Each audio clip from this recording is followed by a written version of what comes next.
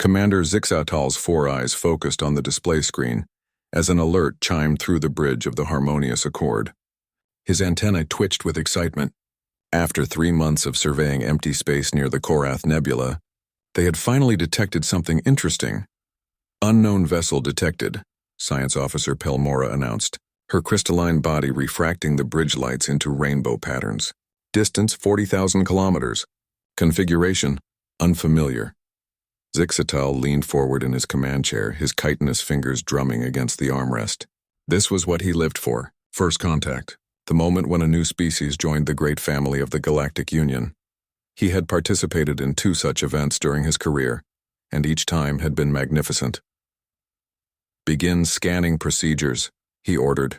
Prepare the first contact protocols. This could be historic. The crew moved with practiced efficiency. First contact was serious business.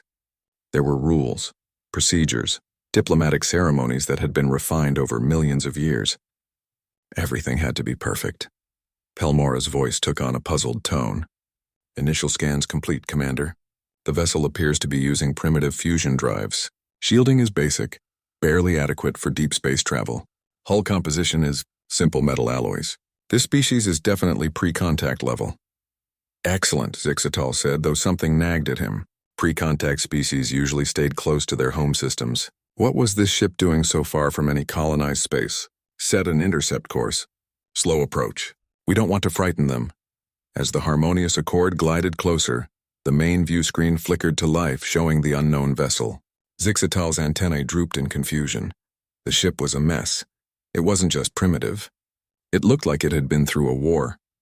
The hull was scarred with what appeared to be meteor impacts, energy weapon burns, and stress fractures.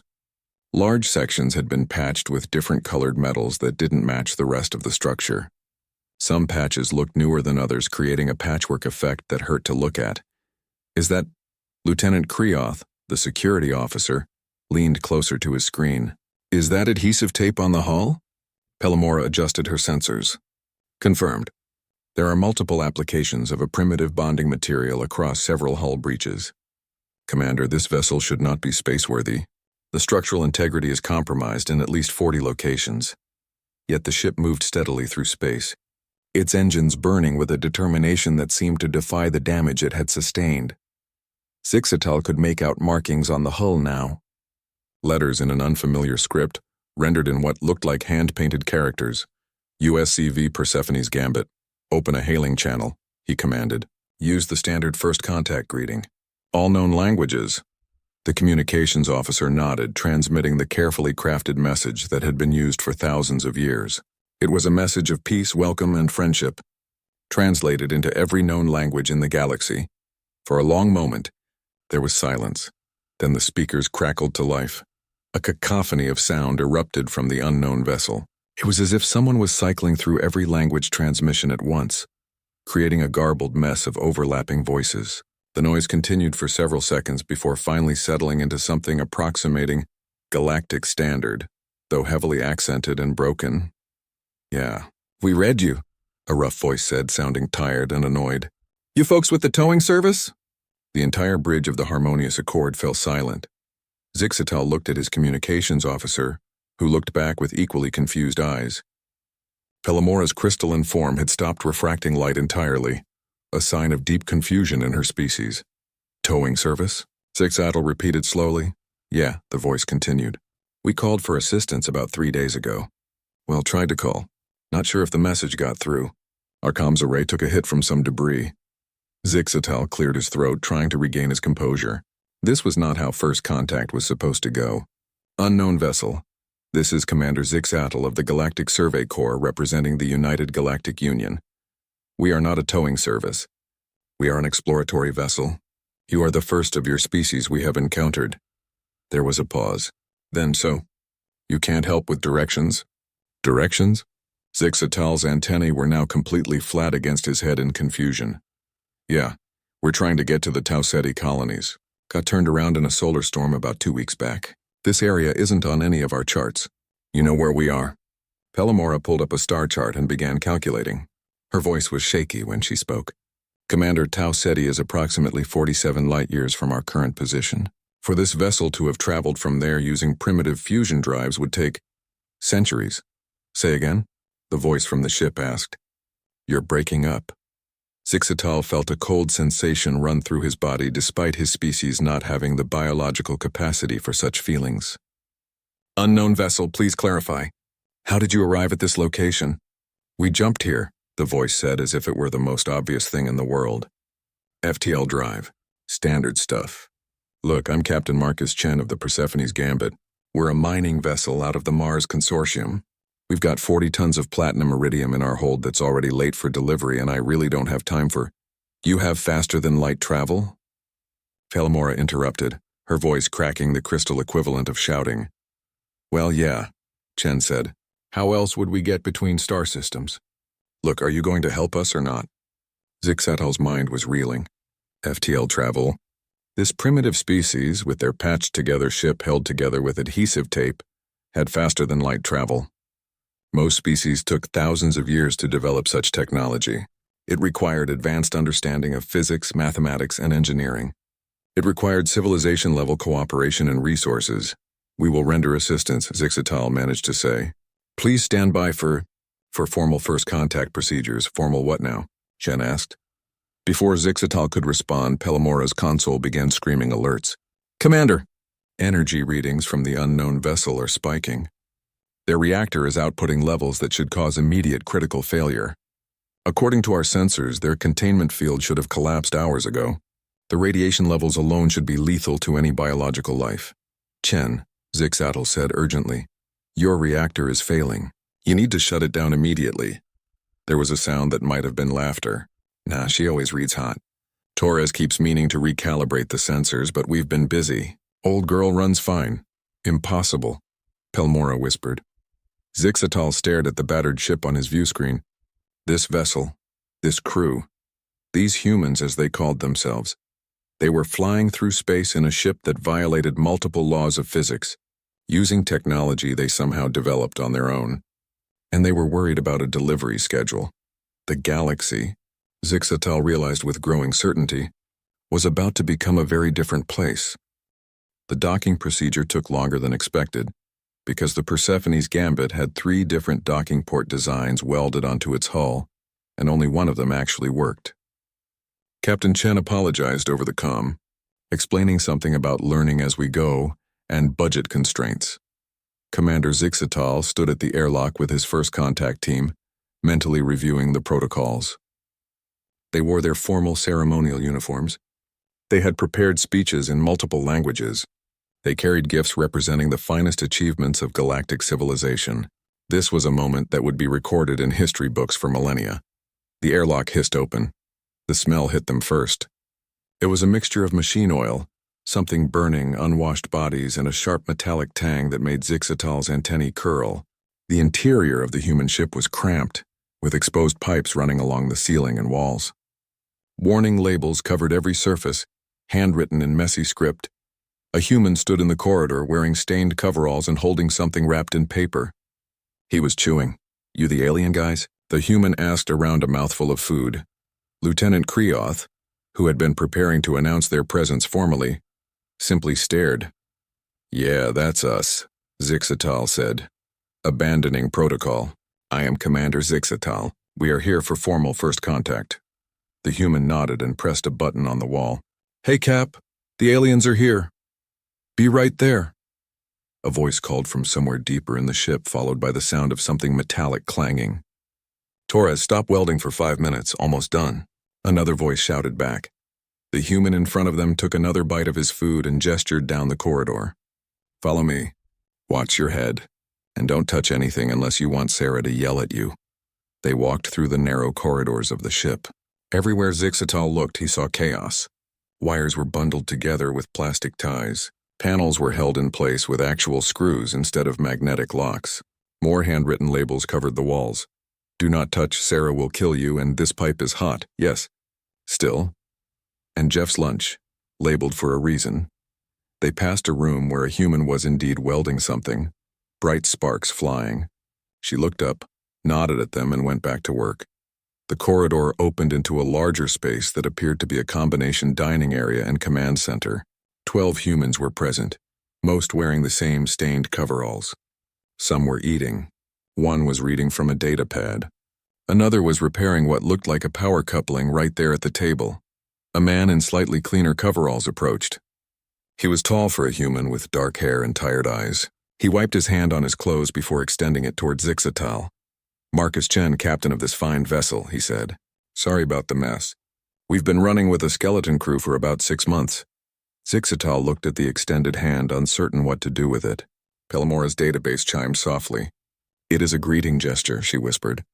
"You are meant to grasp it." Zixatal did so, trying not to think about the grease stains. "Captain Chen, we are representatives of the Galactic Union. Your species has just made first contact with galactic civilization. This is a momentous occasion." Chen smiled, but it looked more tired than excited. "That's great, really. But can your civilization help us figure out where we are? We need to get to Tau Ceti, and our navigation system has been giving us trouble since the solar storm." "Captain Chen, do you understand what I'm saying? There is an entire galaxy of civilizations out here. Thousands of species, millions of years of history. Trade, culture, technology." "Cool," Chen interrupted. "But we have 40 tons of platinum iridium that's already 3 weeks late. Our contract has penalty clauses, so directions would be really helpful." Zixatal's antennae drooped. This was not going as planned. Pelmora stepped forward, her crystalline body chiming softly. "Captain Chen, may I examine your reactor? Our sensors indicate it is operating far outside safe parameters." "Sure," Chen said, gesturing to one of the crew. "Torres, take her down to engineering. Try not to let her touch anything that might explode." A human woman with short black hair and grease-stained hands stood up. "Follow me." "And she's right about the reactor. I've been telling you for months we need to recalibrate." "When we get paid, Torres," Chen said. "When we get paid." Pelmora followed Torres deeper into the ship. Zixatal watched them go, then turned back to Chen. "Captain, I must ask, how did your species develop faster than light travel?" Chen shrugged. "Dr. Zhao figured it out about 60 years ago. Something about folding space. I'm not a scientist. I just fly the ship, but developing FTL requires centuries of research, advanced mathematical models, testing facilities, resources that only spacefaring civilizations possess. We needed to get to other star systems," Chen said simply. "Earth was getting crowded. Mars needed supplies. The belt needed workers. So we figured it out." "You just figured it out?" "Well, there was a lot of trial and error," Chen admitted. "Lost a few ships in the early days. But eventually we got it working well enough." "Well enough." Kriatha spoke for the first time, his reptilian features showing confusion. "Yeah, I mean, it's not perfect. The drives burn out if you push them too hard.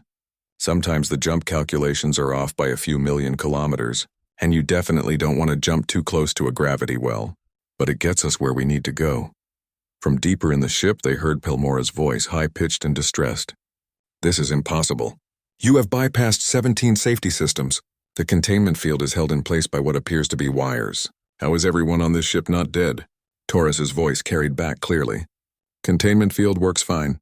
The wires are just backup." "Well, backup for the backup. The actual backup failed about a year ago." "A year?" Pelmora sounded faint. Zixatal looked at Captain Chen, who was calmly eating something from a wrapper. "Your reactor has been operating in a failed state for a year?" "We keep meaning to fix it properly," Chen said. "But parts are expensive and we've had good runs. Figured we could wait until our next port. You are flying through deep space with a reactor that could fail at any moment?" Chen looked genuinely puzzled. "It hasn't failed yet." Before Zixatal could respond, alarms began blaring. The lights in the room flickered red. One of the human crew members looked at a display screen and cursed. "Cap, we've got company," the crew member said. "Looks like a Croatian raider." Zixatal felt his blood run cold. The Croatians were pirates well known in this sector. They were aggressive, well-armed, and they specifically targeted Survey Corps vessels because they knew such ships couldn't fight back. "All crew, this is Commander Zixatal," he said into his communicator. "Croatian raider detected. Begin evacuation protocols. We must retreat and call for military support." Chen set down his food and walked to the display screen. He studied it for a moment, then looked at Zixatal. "You're leaving? We are not a military vessel.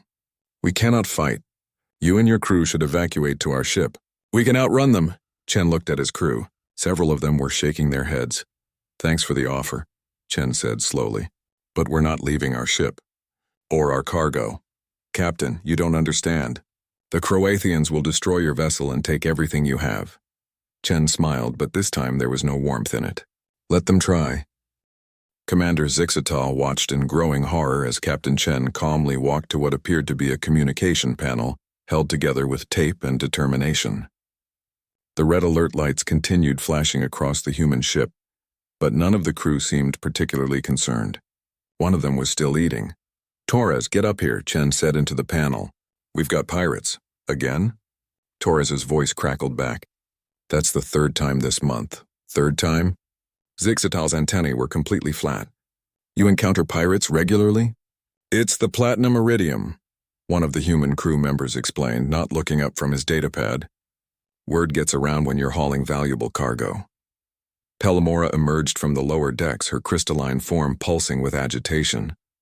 "Commander, we must leave immediately. This vessel cannot sustain combat." "The reactor alone?" "Yeah, about that," Torres interrupted, following behind her. "I've been thinking. If we reroute power from life support to the forward shields, we could boost our defensive capacity by maybe 30%. "You cannot reroute power from life support." Pellamora's voice hit a pitch that made several humans wince. "Your crew will suffocate." "Not immediately," Torres said. "We've got at least 20 minutes of air. Maybe 30 if everyone breathes shallow." Zixatal looked at Chen. "Captain, please. The Croatians are a known threat. They have military-grade weapons. Your ship is barely functional. My crew is preparing to evacuate. You should come with us. We can outrun them." Chen pulled up a display showing the approaching Croatian vessel. It was larger than both the Harmonious Accord and the Persephone's Gambit combined, bristling with weapon arrays.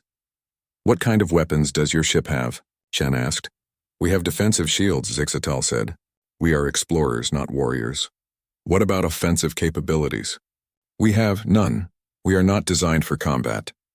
Chen nodded slowly, then looked at Torres. "What about offensive shields?" Torres grinned. "That's not really a thing, Cap. Could we make it a thing?" Torres and Chen looked at each other for a long moment. Something passed between them, some shared understanding that Zixatal could not comprehend. "Probably blow out half our systems," Torres said. "But would it work? Maybe 50-50 chance we all die." "I'll take those odds." "Wait," Zixatal shouted. "You cannot possibly be considering—" The communication system crackled. A harsh grating voice filled the room, speaking in Galactic Standard. "Unknown vessels. This is War Leader Krath of the Croatian Empire. You will surrender your cargo and power down your engines. Compliance will result in your survival. Resistance will not." The bridge of the Persephone's Gambit fell silent. The humans all looked at Chen. Chen picked up the communicator. "War Leader Krath, this is Captain Marcus Chen of the USCV Persephone's Gambit. Our cargo is not available. Our engines will remain operational. If you want our platinum iridium, you can pry it from our cold." "Dead hands," he paused, then added. "And buddy, we didn't survive the Mars Rebellion just to get pushed around by pirates in fancy ships." Zixatal had no idea what the Mars Rebellion was, but the effect on the human crew was immediate. They all straightened, their tired expressions replaced with something harder. "Something dangerous. 30 seconds to weapons range," one of the crew called out. "Torres, work your magic," Chen said. "Everyone else, battle stations. And someone get our guests to a safe location."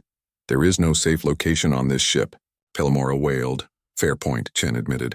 "Might want to brace yourselves then." The Croatian ship opened fire. Energy beams lanced through space, striking the Persephone's Gambit shields. The entire ship shuddered. Lights flickered. Something exploded in the lower decks. "Shields at 60%. A crew member called out. "Returning fire," another announced. Zixatal watched as the humans launched what appeared to be mining charges at the Croatian vessel. The charges were never designed for combat. They moved slowly, tumbling through space without guidance systems. The Croatians destroyed them easily. "Well, that didn't work," Chen said calmly. "Torres?" "Almost there. Just need to reverse the polarity on the shield generators, crosswire the power couplings, and pray to whatever gods are listening." "Do we have gods?" one of the crew asked. "Several," another replied. "Praying to all of them." The Croatian ship fired again. This time, multiple beams converged on the Persephone's Gambit. The shields held, but barely. Shields at 30%. Torres? Done. Activating in 3, 2, 1. The ship lurched sideways. Zixatal grabbed onto a support beam as gravity seemed to shift. Every light on the bridge went out, then came back in a different color. The air tasted like copper. On the view screen he saw something impossible. The Persephone's Gambit's shields had somehow extended outward, forming a pulsing bubble of energy. The bubble touched the Croatian ship. Every electrical system on the Croatian vessel went dark. Electromagnetic pulse, Torres explained, her voice strained. Overloaded our shields to create a massive burst. Fried their systems. You just turned defensive shields into a weapon, Pelmora whispered. Yeah, Torres said. Told you it wasn't really a thing, but now it is. The Persephone's Gambit shuddered again, but this time from internal damage. Alarms were blaring from multiple stations. Shields are completely down, a crew member reported. And the EMP knocked out half our systems, too. Can we still maneuver? Chen asked. Barely. Good enough. Take us closer to them. Closer? Kreoth finally spoke, his reptilian features showing pure confusion. Why would you move closer to an enemy vessel? Because, Chen said, pulling up what looked like a manual control stick. We still have our mining charges, and if we can't shoot them accurately, we'll just have to deliver them personally. The Persephone's Gambit limped forward, its engines sputtering. The Croatian ship was dead in space, its crew presumably scrambling to restore power. Launching charges. Now. This time the mining charges weren't launched from a distance. They were released directly next to the Croatian hull, magnetic clamps securing them in place. Detonation in 10 seconds, Torres said. Everyone brace. The explosions ripped through the Croatian ship's hull. Not enough to destroy it, but enough to disable engines and weapons. The pirate vessel began listing venting atmosphere. Victory. Against all odds, against all logic, the humans had won. Then the lights on the Persephone's Gambit went out completely. The hum of the reactor died. Emergency lighting failed to activate. Torres? Chen's voice in the darkness. Reactor's dead, Cap. That EMP trick used everything we had. We're floating dead in space. Through the view screen, illuminated only by distant stars, Zixatal could see the Croatian ship's lights flickering back on. Their systems were rebooting, and the Persephone's Gambit had nothing left. The darkness inside the Persephone's Gambit was absolute. Commander Zixatal could hear the humans moving in the blackness, their breathing steady despite the dire situation. Emergency lighting should have activated. It had not. Life support should have switched to backup power. It had not. By all rights, everyone aboard should be panicking. Flashlights, Captain Chen said calmly. Small beams of light clicked on around the bridge. The humans had been prepared for this. Of course they had. Status? Chen asked. Main reactor is completely offline. Torres's voice came from near the engineering station. Backup battery is at 3%. Not enough to restart the reactor. FTL drive is fried. Conventional engines are non-responsive. We've got maybe 15 minutes of air, then we're breathing vacuum. Through the view screen, the Croatian vessel's lights were growing brighter as their systems came back online. Their engines flickered to life. They will destroy us, Pelmora said quietly. This time they will finish the job. Probably, Chen agreed. Torres options? Working on it, Zixatal's communicator chimed. Commander, this is the Harmonious Accord. We are reading catastrophic system failures on the human vessel. We can evacuate them, but we must do so in the next 8 minutes before the Croatians regain weapons capability. Zixatal looked at Chen, whose face was illuminated by a flashlight held under his chin. Captain, there is no shame in retreat. You fought bravely. Your crew deserves to survive. Deserving and getting are two different things, Chen said. Torres? Still working on it. Work faster. Zixatal watched as Torres moved through the darkened ship with her flashlight, heading toward the lower decks. Other crew members were moving too, but not toward the airlock where they could evacuate. They were moving deeper into the ship. What are they doing? Kreoth asked. Probably something stupid, Chen said, but his voice held pride rather than concern. The Harmonious Accord sensors suddenly screamed alerts. Commander! His science officer's voice came over the comm. We're detecting movement outside the human vessel. Multiple human life signs in vacuum. What? Zixatal pulled up the external view on his datapad. What he saw made no sense. Humans in spacesuits were floating outside the Persephone's Gambit. They were pushing cargo containers. large metal containers filled with platinum iridium. They were pushing them toward the Croatian ship. "They're using the cargo as weapons," Pelmora whispered. "They're turning their delivery into improvised space mines." Each container had mining charges attached to it. The humans were manually guiding them through space, using their suit thrusters to aim. It was insane. It was impossible. It was the most primitive combat tactic Zixatal had ever witnessed, and the Croatians had not expected it. The pirate ship's targeting systems locked onto the containers. They fired, destroying 2 of them. The explosions were massive, the valuable platinum iridium vaporizing instantly. "They just destroyed millions of credits worth of cargo," one of Chen's crew members said. "Better than letting pirates have it," Chen replied. But 3 containers got through. They impacted the Croatian hull, and the mining charges detonated. The explosions tore through the pirate ship's engine section. The vessel went dark again, this time with visible hull breaches venting atmosphere. The humans outside began making their way back to their ship, moving calmly through the vacuum as if this was routine. 5 minutes of air remaining, someone announced. "Torres?" Chen's voice was still calm. "Almost there." Zixatal could not understand. The reactor was dead. The batteries were empty. What could Torres possibly do? The laws of physics were absolute. Without power, the ship was a floating tomb. Then he heard it, a sound that should not exist. The clang of metal on metal. Tools being used, in the darkness, with no power. Torres emerged back onto the bridge, her coveralls even dirtier than before. She was carrying something that looked like it had been torn from the wall. Wires dangled from it.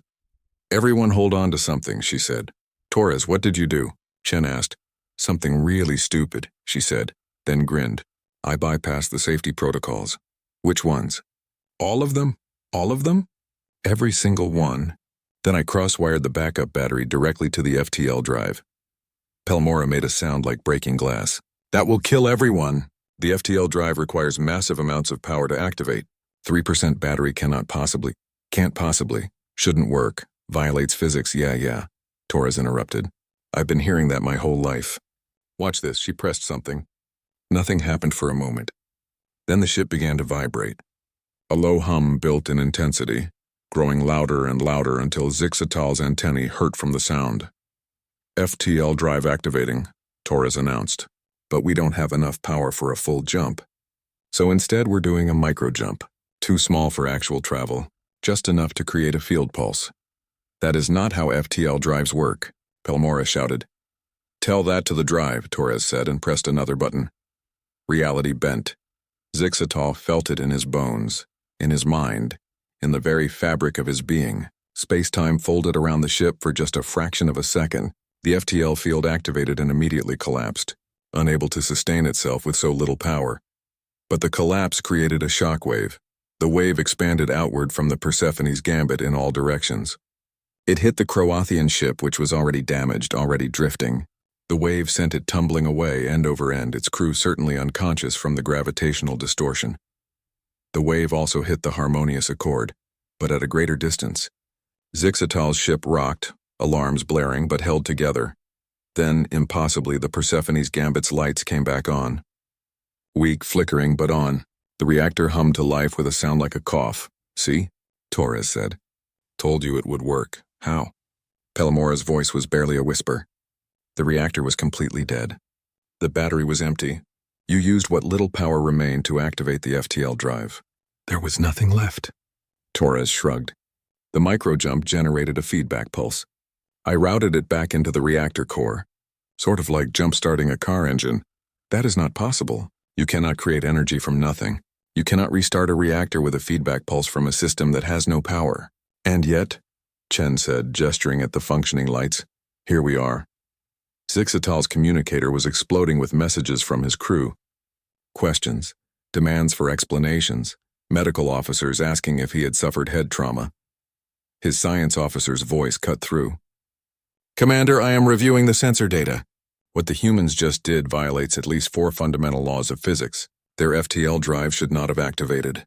The micro-jump should not have generated a shockwave. The feedback pulse should not have restarted the reactor. None of this should have worked. But it did work, Zixatal said quietly. Yes, Commander, it did work. Chen stood up, stretching. Well, that was exciting. Torres, how long until we have full power? 6, maybe 7 hours.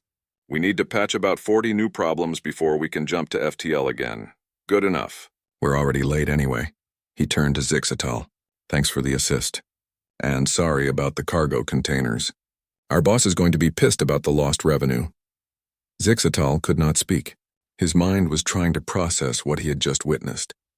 Humans did not ask if something was possible. They simply did it, and when physics said no, they found a way to make physics say yes. These creatures from Earth, this species that held their ships together with tape and determination, had just shown the galaxy something terrifying. The power of not knowing something was impossible. The Galactic Union military fleet arrived 6 hours later, appearing from FTL in a coordinated formation that would have been impressive if anyone aboard the Persephone's Gambit had been paying attention. They were not. Most of the crew was sleeping, exhausted from the battle and repairs. Captain Chen was drinking something called coffee, which he had offered to Zixatal. The commander had politely declined after seeing its effect on human crew members. 12 military vessels surrounded both the Harmonious Accord and the human ship. The largest vessel, a battlecruiser called the Righteous Purpose, took position directly in front of the Persephone's Gambit. Its weapons were powered but not aimed. A warning posture, Admiral Corson's face appeared on the main view screen.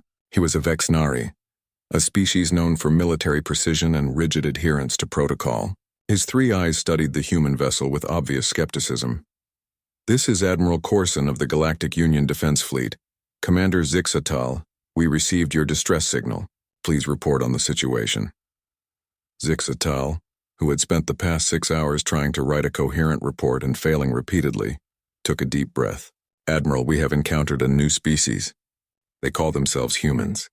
They are from a planet called Earth, and they have complicated matters. Complicated? Corson's eyes narrowed. How explain? They defeated a Croatian raider vessel, without military training, using mining equipment and improvisation. The Admiral's face showed no emotion. Commander, the Croatians are known pirates with military-grade weaponry. Are you suggesting a pre-contact species defeated them? Not pre-contact, Admiral. They have FTL travel. They developed it themselves. All 3 of Corson's eyes widened.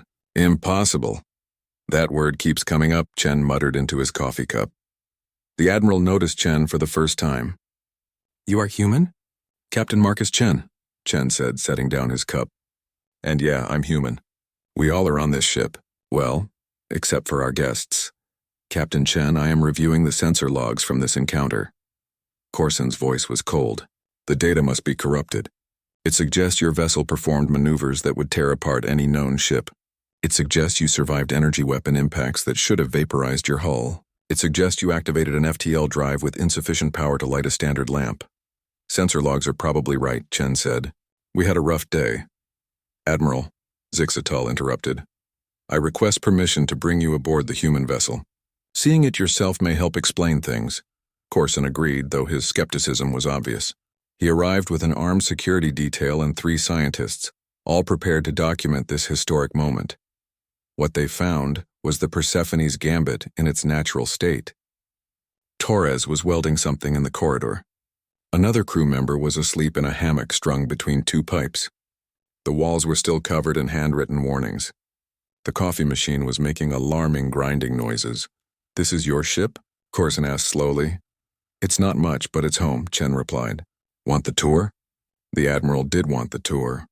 He saw the reactor that operated on what Torres cheerfully called hope and spite. He saw the navigation system that required manual calculations because the computer kept crashing. He saw the crew quarters that were smaller than Union military prison cells. He saw the cargo hold still half filled with platinum iridium worth millions of credits. Your species developed space travel in these conditions? One of the scientists asked. Well, our first ships were worse, Chen said. Lost a lot of people in the early days. But we learned. We adapted. We got better. Corson stopped in front of a wall panel held in place with what appeared to be chewing gum. Captain Chen, I must ask, how did your species develop faster than light travel? Dr. Zhao figured it out, Chen said. About 60 years ago. Yes, but how? Such technology requires vast resources, centuries of research, peer review, testing facilities. We needed to get to other star systems. Chen interrupted.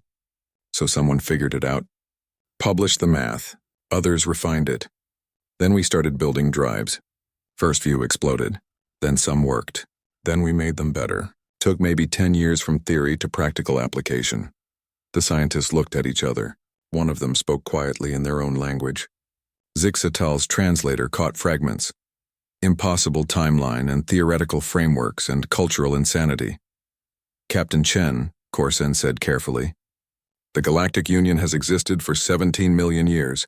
In that time, thousands of species have achieved spaceflight. Do you know how many developed FTL travel independently? No idea. Four species in 17 million years.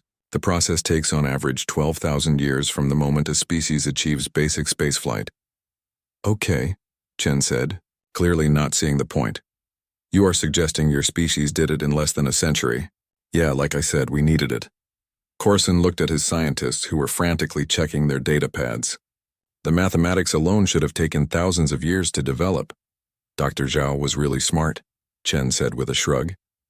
Torres chose that moment to walk past, carrying a piece of equipment that was sparking. Hey Cap, the secondary coupling is acting up again. Gonna bypass it and route through the tertiary system. Will that work? Chen asked. Probably. 50-50 chance, good enough. Torres walked away. The Admiral stared after her. Your engineer just said 50-50 chance, Corson said. 50-50 chance of what? Working or exploding, probably, Chen said. Torres is usually right, though. I'd put it closer to 60-40 in favor of working. And you allow her to proceed? Admiral, we've been flying this ship for 3 years with duct tape and optimism. If we waited for certainty, we'd never leave port. One of the scientists stepped forward. Captain Chen, I am Dr. Veltara, xenobiologist. May I ask about your planet, Earth? Sure. What is the gravity? About 10 meters per second squared. Standard Earth gravity, why? The scientist's tentacles writhed in agitation. That is 40% higher than Union standard. Your species evolved under high gravity. What about atmospheric composition? 21% oxygen, 78% nitrogen, some other stuff. 21% oxygen, the scientist repeated. That is toxic levels for most species. And your planet's location in the habitable zone? Inner edge, I think? We get a lot of sun. Dr. Veltara turned to the Admiral. Sir, this species evolved on a death world. High gravity, high oxygen, intense stellar radiation. Their planet should have killed them. It tried, Chen said cheerfully. We're stubborn. Your medical officer, Corson said to Zixatal. Has she examined the humans? Yes, Admiral. Her report is disturbing. Humans have redundant organs, accelerated healing, and immune systems that treat most galactic pathogens as minor inconveniences. They also have something called adrenaline that allows them to temporarily exceed their normal physical capabilities. We're also really good at throwing things, Chen added. Evolutionary advantage. The Admiral was quiet for a long moment. Captain Chen, the Galactic Union would like to extend an offer of membership to your species. We can provide technology, cultural exchange, trade agreements. In return, we ask that you follow Union guidelines for space travel, weapons development, and first contact protocols. Chen nodded slowly. That sounds great, Admiral, really. But we still need to deliver this platinum iridium. We're already 3 weeks late, and our boss is not understanding about delays. Surely the historic significance of first contact outweighs a delivery schedule. You don't know our boss. Corson's three eyes all focused on Chen. Captain, do you understand what I am offering? Access to technologies that could advance your species by millennia. Medical treatments, engineering knowledge, cultural treasures spanning millions of years. And that's all awesome, Chen said. But we have a contract. Torres, how long until we can jump? 2 more hours, Cap, see? Chen said to the Admiral. 2 hours and we're out of here. But sure, send whatever information you want about this Union thing. We'll pass it along to the folks back home. I'm sure the government types will be interested. Corson looked at Zixatal, who could only offer a gesture of helplessness.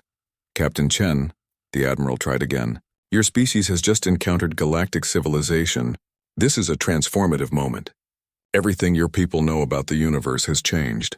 Has it, though? Chen asked. I mean, we already knew there had to be other life out here. Universe is too big for just us. We just hadn't met anyone yet. Now we have.